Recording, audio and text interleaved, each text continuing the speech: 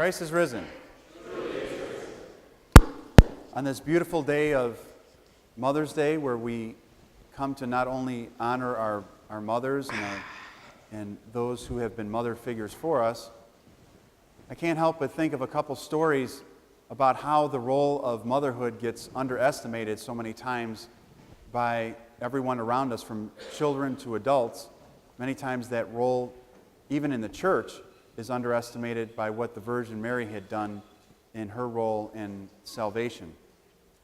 And I think of this one story where the mother has two small children, and she has the one child come up, and the mother was expecting at the time, and she said, when the baby's born, you're going to be able to help out. And the child said, oh, I'm so excited to do that.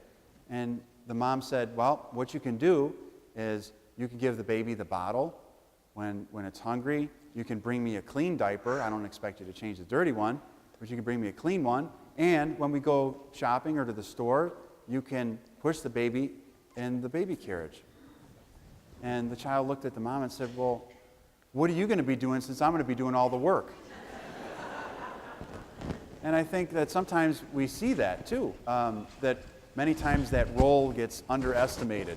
And another story that comes to mind is, it was Mother's Day, and there was a dinner that was prepared by the children, and it was, whatever, toast and those kinds of things, and they had used every single pot in the entire house to make this dinner for their mother, and all the plates were dirty. So afterwards, the mother goes to the sink and she starts to clean the burned stuff out of the pans and starts scrubbing them and all that stuff. And the kids go, Mom, it's Mother's Day. You don't have to do the dishes. They can wait till tomorrow. So I know that many times in the church, too, that especially with other religions who have female clergy and really promote this kind of joint effort in the church to minister and to teach pastorally, many times it comes to our church and people say, well, why can't we have women priests? Why can't we have women altar boys? And I always remind people that it's not that we have to share the same roles, but we have to know what our roles are and do them as God has commanded us to do them. So if we look at that whole response back, it's that people say, well, women should be priests, and they should be in the altar, and they should do these things. Well, what is the role of men and women in the church? And to me, that exclamation to say that women are underestimated in the church really undermines and cuts down the faith and the understanding of motherhood in the church and the understanding of what the Virgin Mary has done in the role of salvation, as well as today, which is a beautiful day, of the myrrh-bearing women. The first people to know that Christ was coming into the world, the first person was a woman. The first person that knew that he rose from the dead was a woman. The people standing by the cross outside of St. John were all women. So what is it about the understanding of women in the church that makes us feel that they're less or that they aren't as revered in the life of the church?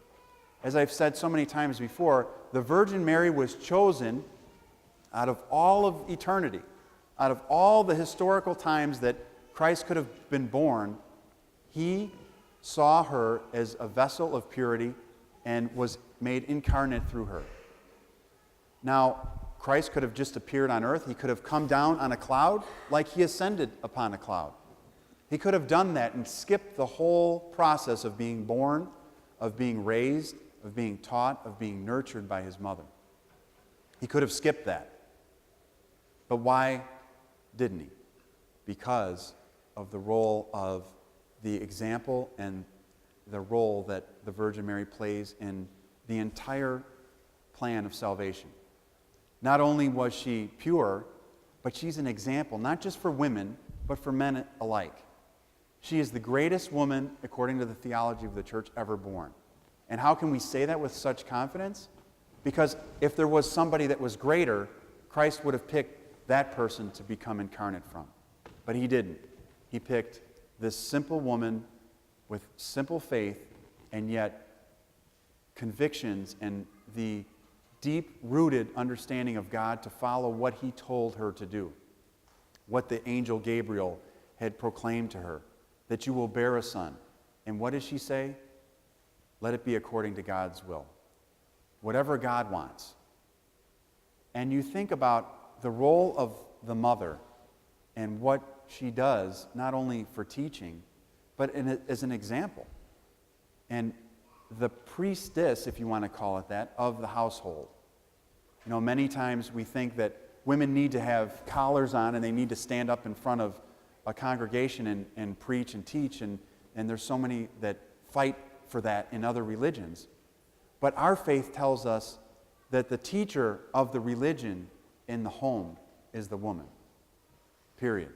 The people who make the koliva, that make the artoklasia, that make the prosphora, that do those things are not typically men.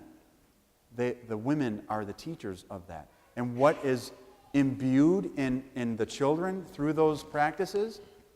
The theology of the church. What does the artoklasia mean? What does the prosphora mean? And who better to teach the faith than the mothers? Now, if we think about their role, I think many times we never, and especially being men, we get tunnel vision on what we're doing. And I have work, I have my things that bother me, I have my issues and problems that I have to focus on providing for the family. And many times we lose sight of the tireless efforts of what women do behind the scenes. You know, it's amazing that maybe I should say it, maybe I shouldn't say it. Well, I'll say it. President is back here, so. I've never wanted to come home and demand something that would be unreasonable from my spouse. Because as much as I've worked during the day, she's worked during the day.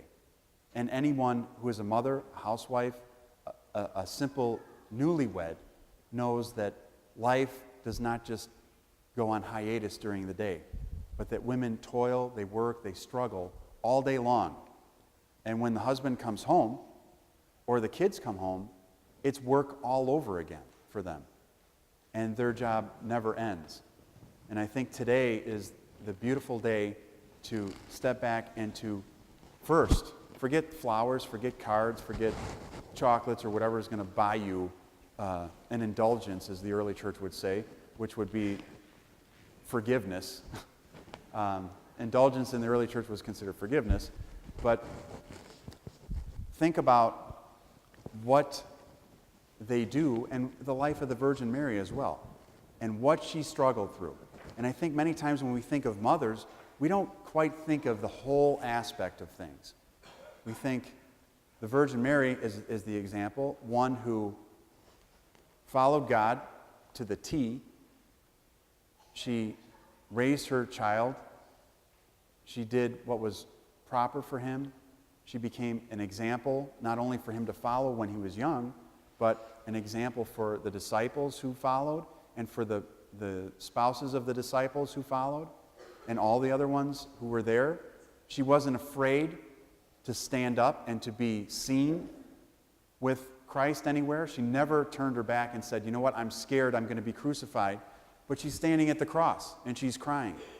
When all of the other disciples, except for John, who John had, if you want to call it, a connection with the guards at the time. That's why we hear in the Gospel of John that he is allowed into the praetorium when Christ is on trial.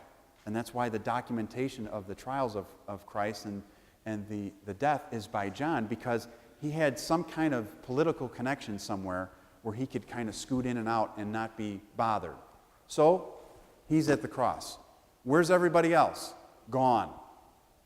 All the friends, all the extended family, all those people are gone except for the preeminent figure in the crucifixion, which is Jesus' mother. Why? Because of the love that she had for her child and the love that she had for God. And the two of those are blended together as an example for all of us.